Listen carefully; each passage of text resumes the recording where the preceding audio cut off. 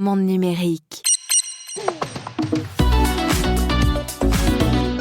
Des hôtels casinos grands comme des aéroports, décorés comme à Disneyland, des bruits de machines à sous, des parfums artificiels étranges un peu partout. Bienvenue à Las Vegas, la cité du vice et de la technologie surtout, qui accueille chaque année depuis les années 60 le plus grand salon high-tech du monde, le CES, le Consumer Electronic Show.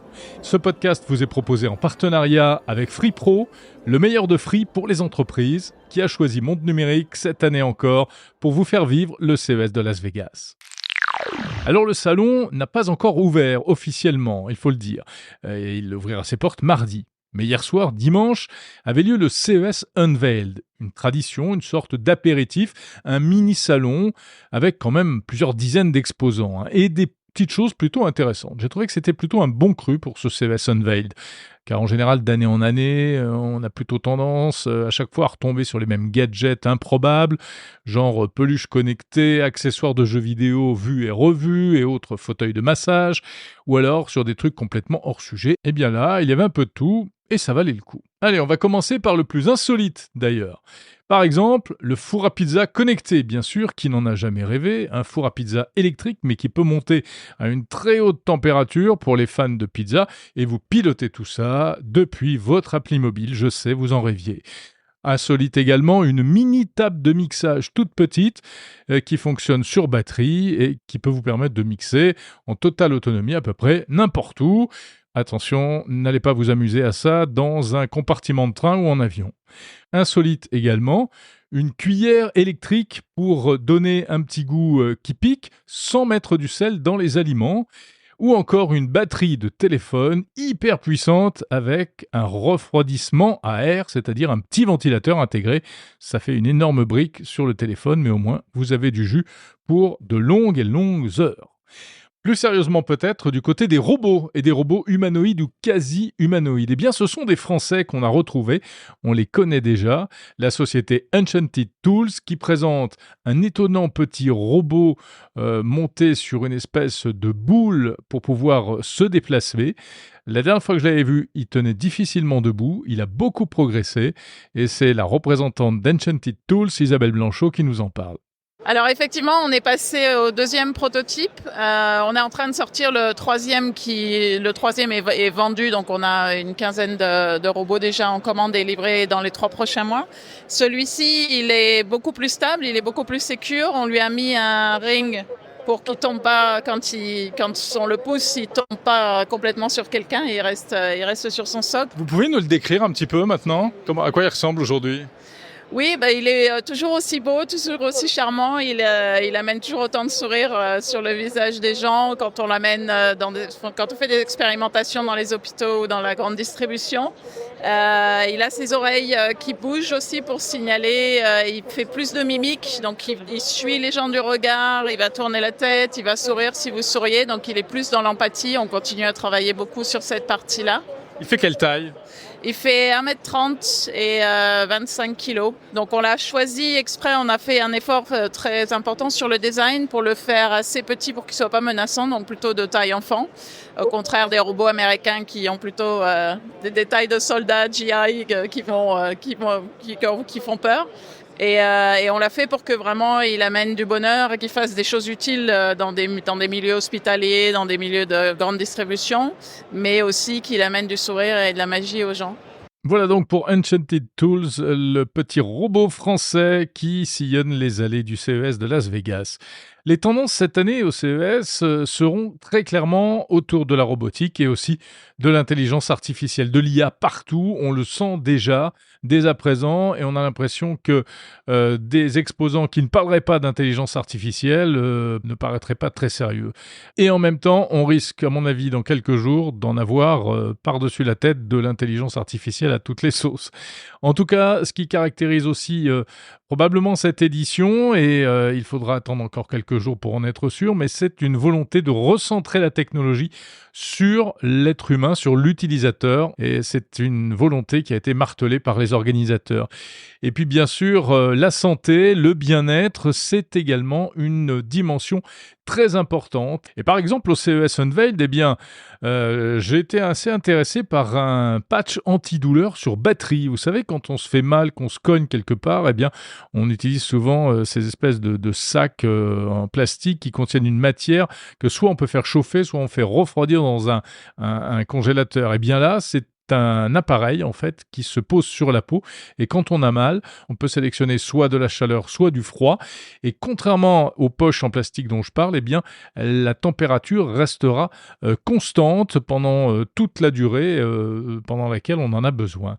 On pourrait également citer ce fauteuil de massage et de bien-être venu de Corée qui fait plus que vous masser de la tête aux pieds, y compris les bras et les jambes, mais qui fait faire des mouvements de pied. C'est assez surréaliste lorsqu'on voit la démonstration avec la personne les pieds en l'air ou les bras en l'air. Mais surtout, j'ai trouvé très intéressant cette innovation venue du Canada, un analyseur d'hormones. C'est un petit testeur qui ressemble, on va dire, à un test de grossesse ou un test Covid qu'on pose sur sa langue pendant quelques secondes et qui permet de tester ses propres hormones et d'interpréter les résultats grâce à une application mobile. C'est la société Eli Health qui propose ça. Explication de Marina Pavlovic-Riva. Donc, ça nous permet de mesurer nos hormones directement dans la salive en quelques minutes, peu importe où on est. Quel type d'hormones et à quoi ça sert? Présentement, on mesure la cortisol et la progestérone. Donc, la progestérone est, surtout pour les femmes, une hormone très importante pour la santé féminine, par exemple pour tout ce qui touche à la périménopause, à la fertilité.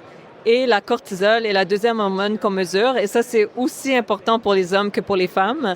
On l'associe souvent au stress, mais en fait, ça touche à toutes les étapes de la vie et à tous les niveaux de la santé également. La fatigue, etc. La fatigue, l'énergie, c'est ça qui fait qu'on se lève le matin, c'est ça qui fait qu'on est concentré ou pas, c'est ça qui fait même qui impacte notre longévité. Parce que si on a des niveaux de cortisol qui sont débalancés ou trop élevés, ça amène à différentes conditions qui vont être développées au fil de la vie. Donc, vraiment comment on se sent aujourd'hui, mais aussi comment améliorer la santé de manière préventive sur le long terme. Donc, c'est un vrai petit labo médical dans la main, quoi, en fait. Exactement, dans la main, peu importe où on est.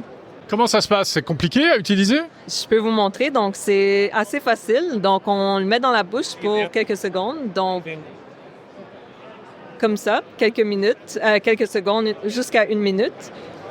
Puis ensuite, c'est avec l'application mobile. Et voilà, nos niveaux d'hormones qui arrivent directement dans l'application mobile et on peut voir est-ce que c'est in range, outside of range, donc trop haut, trop bas, mais aussi avoir un score qu'on a développé avec notre équipe médicale et différentes recommandations. Donc, on aime faire la comparaison avec une montre intelligente où avant, pour avoir accès, par exemple, à notre rythme cardiaque et à d'autres métriques, on n'avait pas accès à ça, il fallait aller dans le bureau du docteur. Aujourd'hui, on a autour du poignet en tout temps. On introduit quelque chose de similaire, mais pour les hormones. Avoir accès à ces données-là en tout temps et être capable d'utiliser ces informations pour améliorer notre santé. Et voilà comment on va pouvoir de plus en plus s'auto-tester à la maison sans avoir besoin de se déplacer dans des labos, de prendre rendez-vous, etc., etc. Allez, on continue ce tour d'horizon un peu foutraque d'innovation présentée au CES Unveiled. Dans le domaine de la communication, un appareil pour créer son propre avatar en hologramme. On se filme face à un appareil photo et ensuite c'est analysé et transformé en image 3D, par exemple pour faire de la communication à distance. C'est pas entièrement nouveau. Vous vous rappelez peut-être cette apparition du président ukrainien Volodymyr Zelensky lors d'une conférence il y a très longtemps. C'était un peu le même principe, mais c'est un système qui se démocratise, qui donc demain sera peut-être utilisable par des entreprises, par exemple pour faire de la communication interne, etc. On peut parler aussi de ces petits Français qui ont inventé un truc plutôt original, mais qui pose un certain nombre de questions. Ça s'appelle Dot et c'est un système qui permet de partager sa connexion Internet pour revendre ses minutes de consommation et de data non utilisées. Par exemple, vous avez un gros forfait de 100 ou 200 gigas de données, mais vous ne l'utilisez pas pour la connexion Internet. Vous allez dans un café, vous posez dans un coin, vous installez votre petite boîte qui ressemble à une espèce de petites boîtes d'allumettes et en fait ça va partager votre connexion internet comme un réseau public et les gens pourront se connecter, ils auront une page d'accueil, ils auront un système de facturation, etc., etc.